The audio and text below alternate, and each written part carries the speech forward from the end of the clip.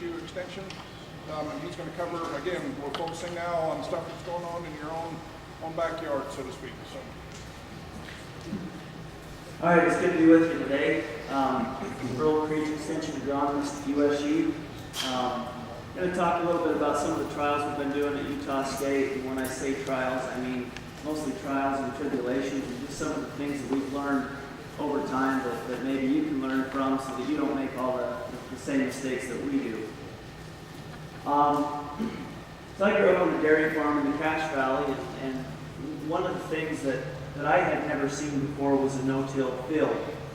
And I went to Purdue in Indiana for my PhD, and I remember like yesterday the very first time I stepped foot into a no-till field, and I was in it was an old cornfield with the corn stalks bent over that were about mid-thigh, and it was springtime, and this guy was zipping through the field planting soybeans. And I thought that was the craziest thing I'd ever seen in my life. I couldn't believe he could do that. And so I watched with great interest throughout that year, and I was surprised when crop looked great. Came in at the end of the year, harvested it, and everything worked out good. And so I worked in no-till systems there for about 4 years before I had the chance to come back here to Utah. And when I saw that, I thought to myself, I wonder if this would work back home. I wonder if we could do this in northern Utah. And so when I got the chance to be here, I decided to test it. So I think most of you know that alfalfa is the kind of the centerpiece of our crop rotations and irrigated land here. And so anything that we do with no-till, we have to know how to integrate that old alfalfa stand into what we do. And I think if I was a person that was an engineer that was going to design airplane runways and places for 747s to land, I think I would go talk to Utah alfalfa farmers, because I think we would all agree that our fields are the hardest surfaces known to man. And so if we can get corn to grow in an old alfalfa stand in this country, then we know that there's probably something there. So this is a trial we did in 2 locations. Both were in Cache County, but they differed in their soil type. So one was kind of a lighter soil, and the other was more of a heavy soil. And this was done over two years. So there were 4 site years of data from this. So treatments, we looked at some different types of tillage to compare. One was a conventional till, and that was done in either the fall or the spring on adjacent pieces of ground so that we could see what was better. The conventional till consisted of 1 pass with a ripper, followed by 1 pass with an offset disc, and then we just did enough trips with other implements to finish and make a nice seed bed. We also compared strip till, which was done in the fall or the spring, and I'll show you what that is in just a minute. And then we had no-till as a comparison to that. These were all in old commercial fields that had been in production anywhere from 5 to 7 years, so they had a lot of big, heavy equipment over them quite a bit. Herbicide timings, we also looked at herbicides, and we compared a fall chemical application versus a spring, versus waiting until you were in crop and just trying to get everything at once, and versus not spraying anything at all. So strip till, this is a strip till implement, and you can kind of see down here the effects of strip till in an old alfalfa stand. So what you're doing is you're essentially tilling a 7 or 8 inch strip, and then leaving the area in between the rows intact, and then you come and plant directly into those strips. So here's a strip till unit up in the top, and it's got a little a disc in the front to sort of cut the residue, and then you've got these little residue managers to move some debris out of the way for when this shank comes through that's right behind that. And then you've got a couple of discs there as well, and then in the back there's a little basket that drives over the seed bed and hopefully firms it up a little bit so that it can receive the seed and be a good productive place for that. So that's what a strip till unit looks like. The shank here also has it has the ability to band fertilizer behind it, and there's I think 7 different levels of banding that you can put in there with different closenesses to the seed. And but in this study, we didn't play around with any type of fertility treatments. We were simply looking at the effect of tillage.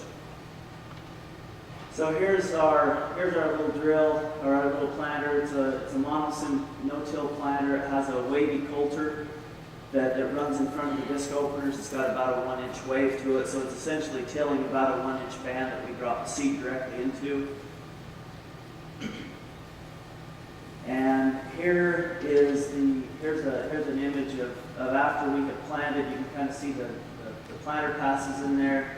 And you can also see some of the checkerboarding out through there with the different treatments, the different amounts of plant growth, and the different things that we were trying to compare. Here we are just a little bit later in the year, and the corn's jumped up, and again you can see some of the alfalfa that's growing in some of the treatments. This is no-till corn growing in an alfalfa stand, and the corn itself looks pretty good. The pictures don't show up very well here due to the light, but it's a good looking corn plant. And then this is some corn growing in strip till. And this is right at harvest time, and you can see some of the different heights of the corn based on the treatments in those particular areas. So here is the silage corn yields, and this is averaged over the 2 sites and the 2 years, so 4 site years. So we've got yield in tons per acre on the across the top there, and then down across the bottom you've got the different tillages that we subjected things to. And the first thing that'll stand out to you is look at these first 2 bars. That's your fall and your spring conventional till. We had nearly identical yields whether we tilled in the fall or the spring, and so it simply didn't matter. And as I was growing up, I always held the opinion that it was better to till in the fall versus the spring, because maybe you were mobilizing a little bit more nitrogen that would become available to the next crop. But in all of these things that we looked at, there really was no difference between doing it in the fall or the spring.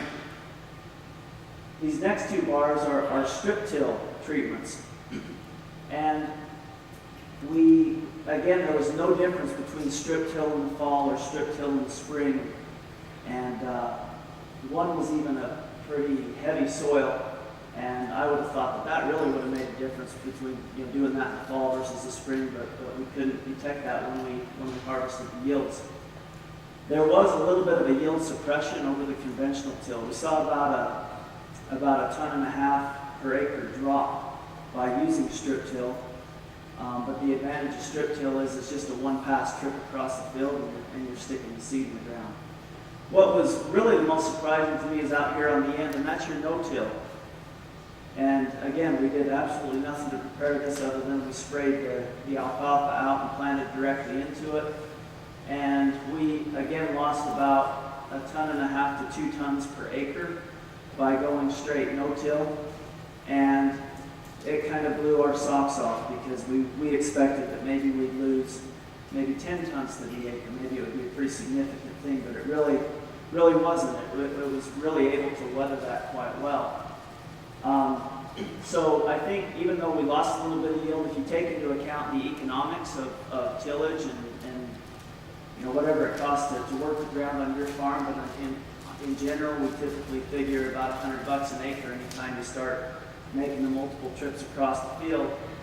We more than made up for that by just directly seeding that corn into that old alfalfa. And this is a picture of the Cornish side. This is no-till corn, and looks good. It's good-looking corn. The very tops of the plants were buzzed a little bit by the frost. That usually happens to us in the Cache Valley where we get a little bit colder. But beautiful-looking plants with large ears, and it did just fine. Other thing we wanted to look at was herbicides in killing old alfalfa, and this will really show the importance of chemicals when you are dealing with no-till, I think. So these were actually these corn yields were only taken from the conventional tilled plots.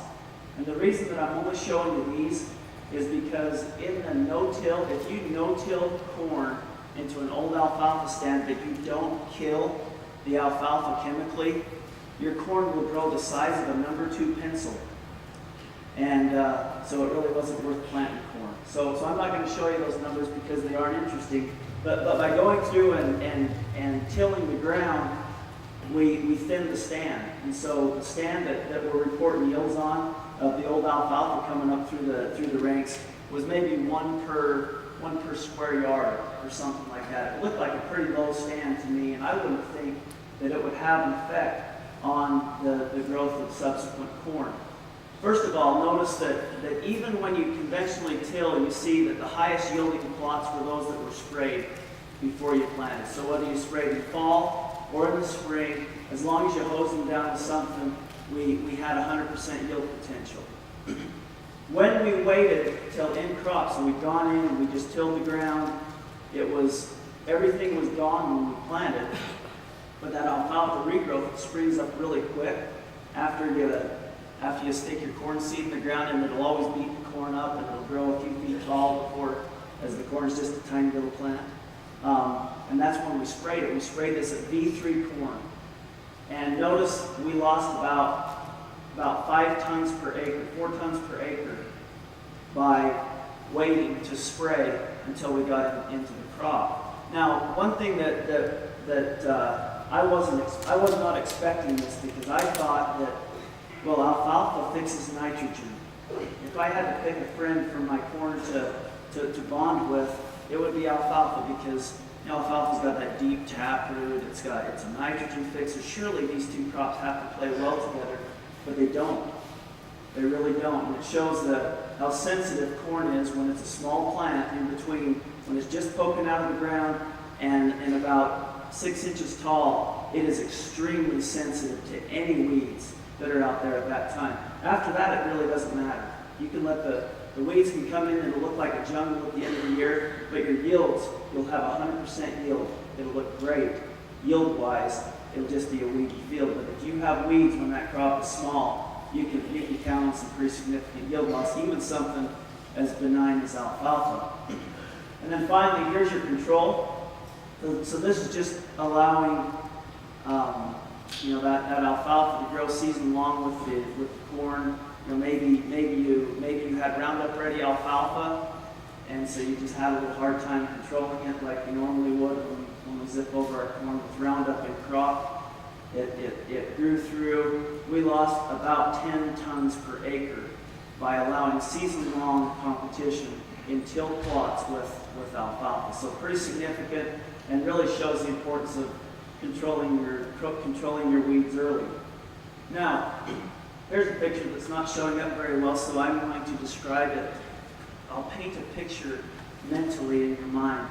So over here we have the tall corn, and this is corn that has had the alfalfa controlled in it chemically, so it looks tall. This corn right here has it has a nice little understory of alfalfa growing under it. And you'll see the massive height difference, and that's reflected in those yields by having that plant growing with your corn.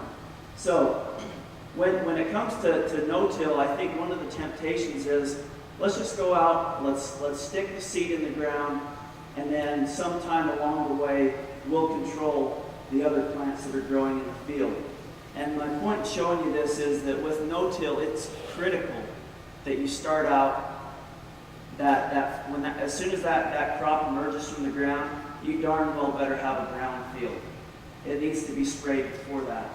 Because one thing that can happen is there's a green bridge effect where pests, diseases, insects, those kind of things can hang out in that green plant material, and they'll just hang out in that, and then immediately when your crop comes up, it'll pop over to it, so it's nice to kind of break that cycle a little bit. And the other thing is just this early season weed competition. So, one of my lessons learned. So what have we learned by doing some of this no-till work really over the past 20 and 30 years at USU? One is that no-till can work in Utah on irrigated ground, and on dry land for that matter. I think it's really important that we start with no green vegetation in the field. And if there is green when we plant, like this is a picture I took in Indiana at one of the Purdue farms. They actually had their corn planter set up with a sprayer right on the planter. So they would plant, and then right behind each row, was a spray nozzle that would burn down the plant material that was there. And by the time that crop came up, it would be just as brown as can be, and there really wasn't a bad effect from it. But we need to make sure that we protect our crops from early season competition. I think it's important to remember that whenever we take tillage out of the equation, and we start to, tillage is a weed management tool, and weeds are affected by tillage. And so as soon as we take tillage out of the equation, I can promise you'll have different weeds that you're battling. I'm not saying whether they'll be easier or harder to deal with. It doesn't really matter, but they will be different because certain weeds like no-till. For example, dandelion. I never saw dandelion in corn before, but it's probably the worst. When I was there, it was one of the top 2 or 3 worst weeds in Indiana corn. And it was always in no-till fields, and they had dandelion galore. And it's just because they're not tilling the ground. If you try no-till on dry land, here, jointed goat grass loves no-till for some reason. It just does well when it's not being tilled. It's an annual. So there's a lot of different, each weed responds differently to tillage. So just be prepared that when you change tillage practices, it's likely that the weeds that you're battling are going to change as well. It's really important to get good seed placement. And so having the correct equipment, getting the seed in the ground at the proper depth is critical. So if we, if you're trying to plant corn in an old alfalfa field and for some reason your equipment's only dropping the seed at a ½ inch to an inch deep, you're going to have a complete disaster. It's going to be the worst decision you've ever made on your operation. And so taking the steps to have the right equipment or the right soil conditions to be able to get that seed in the ground is really critical. And for corn, that's going to be, an inch and a half to 2 inches deep is what we always target. And fertilizer placement, that's another thing that we need to talk about with no-till because that's going to be different as well. So here's on this planter, you can see there's a little fertilizer hose that's coming out here to drop into the ground at planting time. And so we have to think of ways, how do we get this fertilizer past this layer of residue that's going to be likely to tie up the fertilizer, and how are we going to get it down into the soil where the plant can use it? So whether it's planting, whether it's coming through with a strip till implement and laying down the phosphorus, whether it's side dressing your corn, we just have to think about these things because it will be a little bit different where you're not able to just till it into the ground like we had been in a conventional till system. And then finally, I think it's critical that when we decide that we want to try no-till, we need to give it some time. If you're going to do it, if you're going to dip your toe in the water and it's a one-time shot and you say, no, that didn't work very well, and that'll never work and I'm just going to scrap it, then you're wasting your time doing it the first time. I think when you go into it, you need to have a commitment on irrigated ground, probably for 3 years. Give at least 3 crop growth cycles to let your soil transition just a little bit. And then you'll start to see some of the benefits from it. You'll also start to learn from some of the mistakes that you made, and you'll get better and better as an operator too. I think on dry land, where it moves a little bit slower, again, you need three crop cycles, so you probably need 5 or 6 years on dry land to where you can start to see some of the benefits from it. But make sure you give it a little bit of time because there is that learning curve for you as an operator and also from your soils as they transition from being tilled. A few thoughts on compost now. So there's a few dryland growers here in the audience, and we do quite a bit of dryland wheat here in the state of Utah, and we really have a strong organic wheat market in Utah. Most of that's grown dryland. And I think one of the reasons why we have so much dryland wheat is because it's often grown in areas that are very marginal in terms of of the yields just because they're so moisture limited. And so one way that they can make money and stay in business is by selling the crop for a lot more by going into the organic market. The effect of that has been that there hasn't been inputs applied on a lot of these land, fertility inputs applied on a lot of these acres for a lot of years because they couldn't really afford to do it. So we've been looking at ways to help these guys out and come up with ways that maybe we can do a little bit better in managing the crop so that we can still get decent yields and help people to pay their bills. So this is a trial this is a really old trial that I'm going to talk about today, at least the first part of it. So back in the early 90s, I think it was about 1994, Paul Stukenholtz, when he was doing his PhD at USU, had a project with, I guess Rhonda, you were on that project too, weren't you? Or was it Bruce? So project looking at putting compost out on dry land wheat ground. And so I think we skipped most of this, but I think the important thing was they applied 22 tons per acre dry weight of compost on this wheat ground. And here is the data that came from the years 95 and 97. Wheat fallow rotation, so 96 was fallow. So the first bar, since the colors aren't showing up well, the first bar, the short bar, that is the compost, that's the control, the non-treated check. So that's what the farm would normally have harvested from that land. And then the big bar next to it, that's the compost treated. So it was like a 3-time yield increase that tripled the yield based on just applying that compost. So when they got this, they were excited about it. They ran an economic analysis, and what did they find? It didn't make sense. Even with that kind of a yield increase on organic wheat, it didn't make sense. It wouldn't pay for itself, so they scrapped the project. Jennifer Reeve she's an organic person that came to USU in the mid to late 2000s, and she got asking Dave Hull about this project, and she wanted to go visit it again. And so they pulled up Google Earth and took a look, and this is what they found. And so you'll see that right in the center, that circle. No, that's not a crop circle. There's no aliens there. That's just highlighting the fact that you see those 3 little triangles?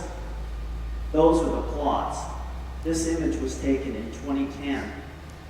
So they applied compost one time in 1994, and then we fast forward now to 2010. And if you can see the yield increase from outer space, you'll know that it probably did something. So this really caused us to step back and say, hey, wait a minute. Well, maybe it didn't make sense if you only had 2 years of benefit from it, but what if you had 20 or 30 or 40? Maybe you apply compost one time in your whole life. It's like buying land, you apply compost, and then you ride the benefits of it for a long time. That's what we want to do with that. So went back out and re-triangulated the plots. So there was some utility poles that ran by the area, had measurements off of there how far out we needed to go to reset these things up, measuring tapes, and that way we could harvest them. And here's a shot looking down the rows of those dark areas, and you can see the typical, the white pasty soil of Snowville. But once you get up here to this area that has the compost, the crop growth just goes off the charts. And this is 16, 18 years after the plot. So took yields on it in 2008 and 2010, and again, here's what we saw. We saw double the yield in this far after it was applied. So, and then we've continued to measure those yields every other year since. And so, I guess it's kind of starting to make sense now that maybe there's some potential that we can do this. We ran the numbers on it again based on assuming the yields and taking the farmer's average yield for the field over all that time, and assuming that this kind of yield increase for that small area And after this long, they were about to break even after this long. So it still wasn't like a really easy decision, but it was starting to get a little bit closer. And, well, this is really nice to show well. So Jennifer did all sorts of soil measurements, and most of these are way out in the week, so I won't spend much time on them. But these were measurements taken in 2010 of comparing the soils in the compost treated versus the untreated. And there's massive differences, usually double the difference in a lot of these measurements between compost treated and not. Now the question is this the original compost that's still persisting in the soil all these years later, or is it something else?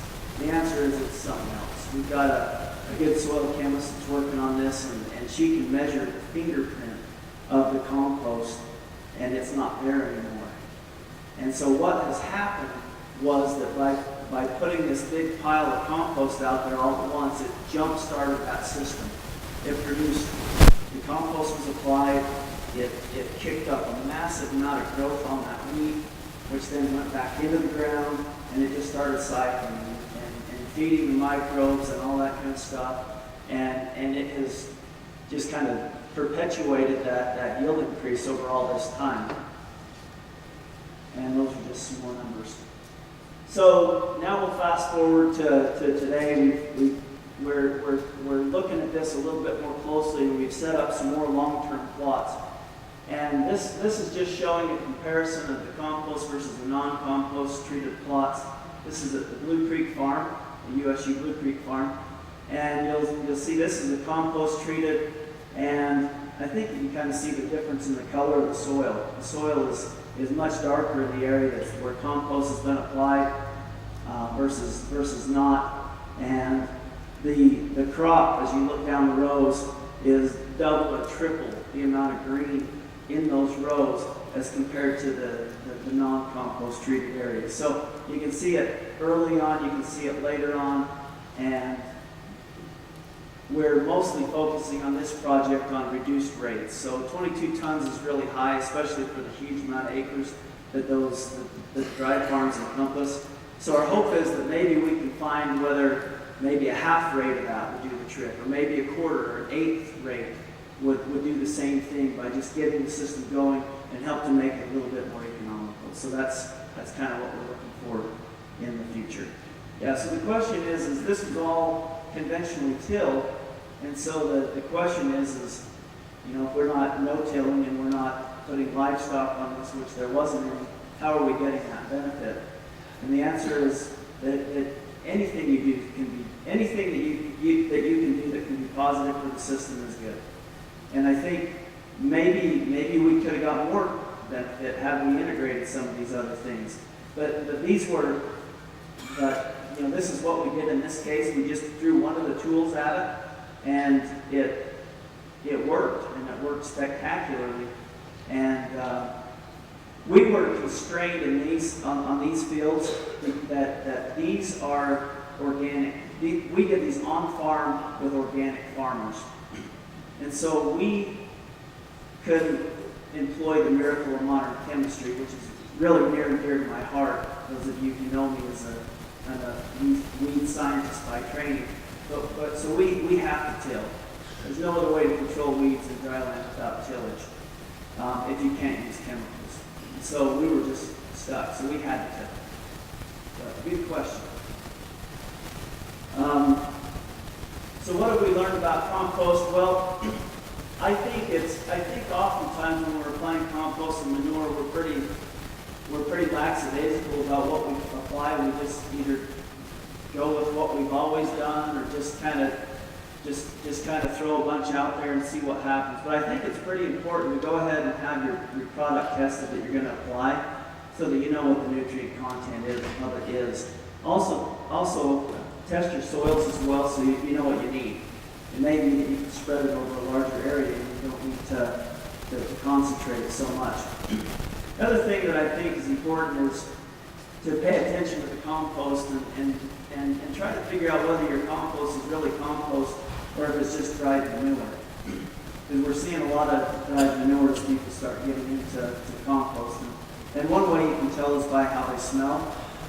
manure smells like manure and compost doesn't smell like manure. Compost, properly composted compost smells like, it smells like a really deep, rich soil almost. It has no manure type aroma. But making compost is a lot more complicated than just going out with your turner and flipping the pile over occasionally. There's things to think about in terms of the carbon-nitrogen ratio. It needs some oxygen. It's got to have moisture in order to compost properly. There's temperature requirements to how it needs to be made. And then finally, it just takes some time. So all those things need to be taken into account to make good compost. There's a guy going out with a big pile and he's turning it. This would provide the aeration part, because you're going to have manure that's trapped on the outside that will never hit the proper temperatures to actually compost anything unless you turn the pile and hopefully get the outside to the inside to the outside. And wise to invest in some sort of a temperature probe so you can shove it down in those piles and see what temperature you're hitting. And why is this important? Because it takes high temperatures to kill weeds.